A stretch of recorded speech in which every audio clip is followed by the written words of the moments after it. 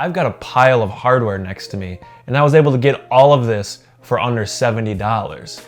How? Well, I made a previous video about flipping an Optiplex, and I made it a Beast 1080p gaming machine, all for under $200. If you didn't know, I have a local recycling center next to me, and it is an absolute gold mine. And I'm not making this video to brag, like, oh, look at all this hardware that I can get for super cheap. It's more that I'm trying to like enlighten you guys to maybe look around your area and see if you have any recycling centers around you and if they're willing to sell to the public. The main question is, why do people bring their hardware there instead of reselling it? The guy that runs it has the same questions, but he obviously doesn't, ask somebody when they drop off an old computer, hey, why are you bringing this to me? Why don't you just sell this on Craigslist or Facebook? He instead will part them out and sell them on eBay. How I actually got in touch with him is my mother-in-law, she broke a 60-inch TV in the U-Haul when she was transporting it to her new house, and I had to look up a place where I could recycle a TV.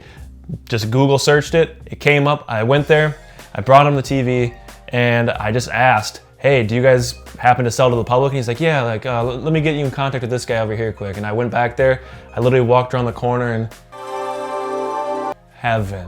I saw power supplies, graphics cards, RAM, CPU, SSDs, cases, PC parts galore. And I couldn't believe at a recycling center where you get nothing for this, you get absolutely nothing. You bring your stuff there and you just drop it off and that's it. So I was just shocked that so much hardware was there and so many custom gaming parts were there at a recycling center, because I just couldn't wrap my mind around why people do that, and I still can't, and I don't care though, because I walk away with a pile of parts every time I go there. So let's take a look at what we got and we'll kind of go over it, what I was able to purchase for under $70.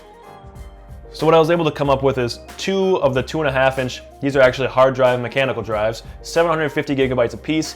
Although they're a little bit old, they are all tested, all this hardware is tested and it is working. So those would be good for a larger game storage. And then I was able to get 3 different brands of solid state drives, all 250 gigabytes. I got 2 8 gigabyte sticks of DDR3, and then some kind of different cool parts. He didn't have anything high end. Last time I went, I had 2 960s that I purchased for 20 bucks a piece, which is an absolute steal, 100% working, used them in a couple builds and flipped it. But completely free, I was able to get these 3 cards. I got the Radeon HD 4870, a E-GeForce 8800 GTX, and a NVIDIA Quadra 4000. So they're all working, they're just old, and I have a couple video ideas for these, so this is really cool. I really enjoy looking at old hardware because I really wasn't into PC gaming when this hardware was around. One card that I actually want to test for more videos is the GTX 650. He charged me 20 bucks for that one. And then the real gold mines here are the 2 power supplies. Really able to get these things for dirt cheap through him.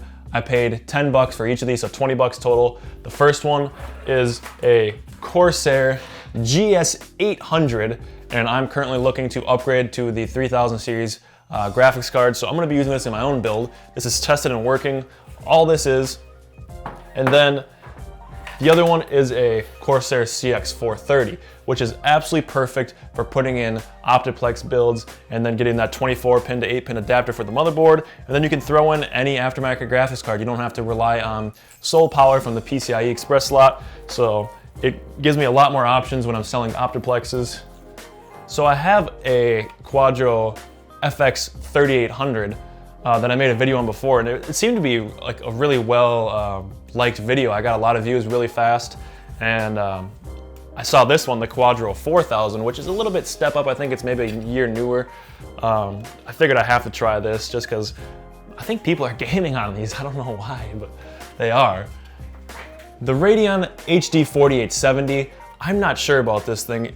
These were free, but the dust, I did have to pay extra for that. He charged me for that, all that dust. That's a lot of dust, so I did have to pay for that. But I think it's gonna be worth it. I'm gonna make a separate video for each one of these cards, trying to run it through and see how it games in 2020, see if I can play any modern games. But this one only supports DirectX 10, so that doesn't give us a lot of modern options, obviously, but we're still gonna throw it through the ringer. It's a big card. It's not the best looking card, but it's always cool to look at these old graphics cards. This one also, the EVGA E-GeForce 8800 GTX. This thing, it doesn't look too bad for its age. I was pretty surprised to see dual 6-pin connectors for power there, but let's see, this thing is a 1 gigabyte, I believe. Oh no. Oh no. This is only a 750 megabyte DDR3 GPU. So I don't know what we're gonna be able to play with this. Maybe we'll try to make a video where I try to burn my house down playing Cyberpunk on it, or literally just try to burn this thing and melt it. I don't know, this could be a good idea. But the GTX 650, just by how my channel is, I know that people are still using older hardware like this. So this is the 2 gigabyte version, and you know, we'll test some modern games with this in a separate video as well and see how good this thing runs. This is a decent little GPU, so I think we can squeeze some 1080p gaming out of this guy. Maybe overclock it like crazy and try to play Cyberpunk as well, because you know that just sounds like a fun thing to do these next couple weeks. See how many graphics cards we can ruin trying to play Cyberpunk. New video series. So to wrap this up, one of the main points is for you guys to think outside the box when buying used parts.